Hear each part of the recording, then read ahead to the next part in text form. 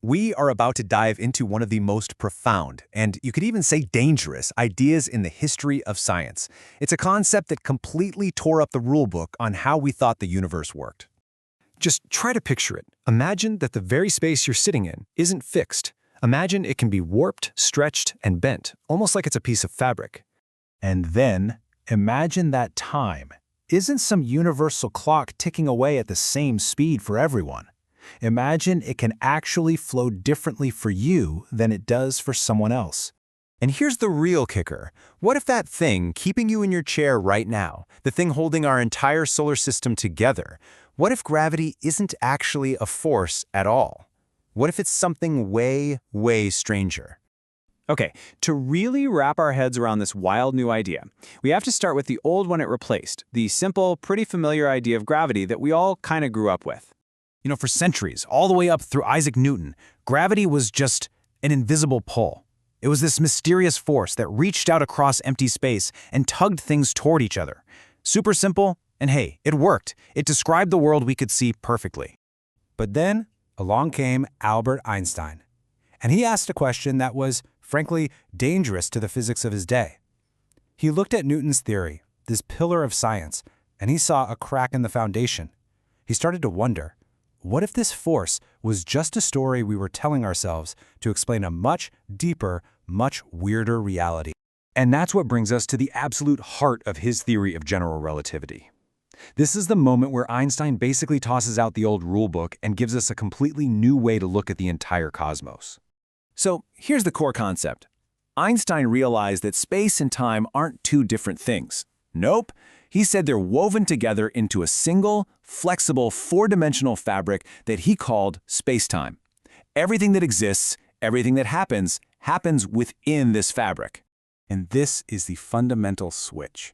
You see, Newton saw gravity as an active pull, like an invisible rope connecting two objects. But Einstein saw it as a passive path. He said massive objects don't pull on anything, they just bend the fabric of space-time around them. And what we feel as gravity, that's just us moving along the curves they create. The best way to visualize this is with that classic analogy. Picture spacetime as a big, stretched-out rubber sheet. Now, if you drop a heavy bowling ball, let's say that's our sun, right in the middle, what happens? The sheet sags, right? It creates this big dip. Okay, now roll a little marble, that's the Earth, nearby. It doesn't get magically pulled toward the bowling ball, it just follows the curve in the sheet. It rolls around and around that dip, and that right there is orbit.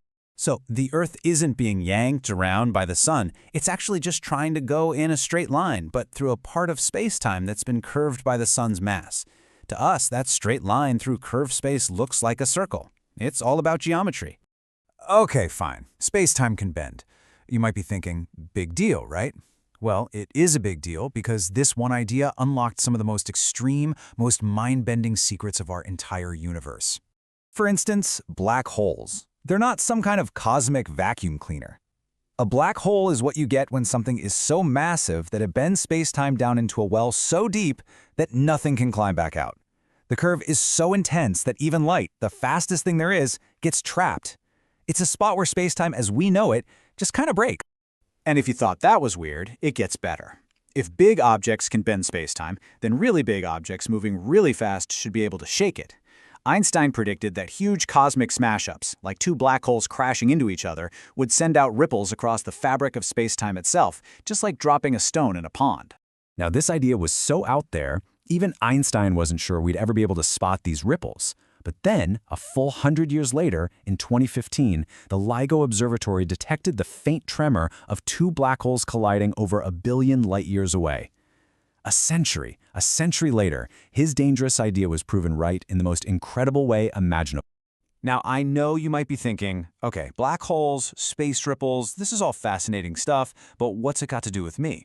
Well, believe it or not, this cosmic theory is hard at work right now, probably inside the phone or computer you're using. Remember how we said time can slow down? That's a real thing called time dilation. It's a key part of general relativity. And the rule is simple. The stronger the gravity you're in, the slower time passes for you. This isn't science fiction, it's a physical fact we can actually measure. And here's where you come in. Your phone's GPS relies on a network of satellites orbiting way up high, where Earth's gravity is just a little bit weaker. Because of that, the clocks on those satellites actually tick just a tiny bit faster than our clocks do down here on the ground. We're talking nanoseconds, but it adds up fast. Without constantly correcting for that difference, your GPS map would be off by miles within a single day. The software in the GPS system is constantly using Einstein's equations to account for that time difference. So yeah, a 100-year-old theory about the cosmos is literally what keeps you from getting lost on your way to the grocery store. And the evidence for this stuff is written all over the sky. We can literally see light from faraway galaxies being bent as it passes by massive galaxy clusters in front of them. It's called gravitational lensing, and it's a beautiful, direct proof that space-time really does curve. So in the end, what Einstein really gave us was this incredible shift in perspective.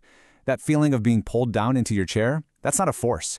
That's the fabric of space-time itself pushing up on you as you follow your natural path through its curved landscape. And that leaves us with this one last, absolutely mind-bending thought.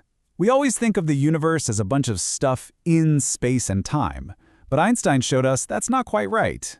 The universe is the dynamic, bending, rippling fabric of space-time, and we're all just along for the ride.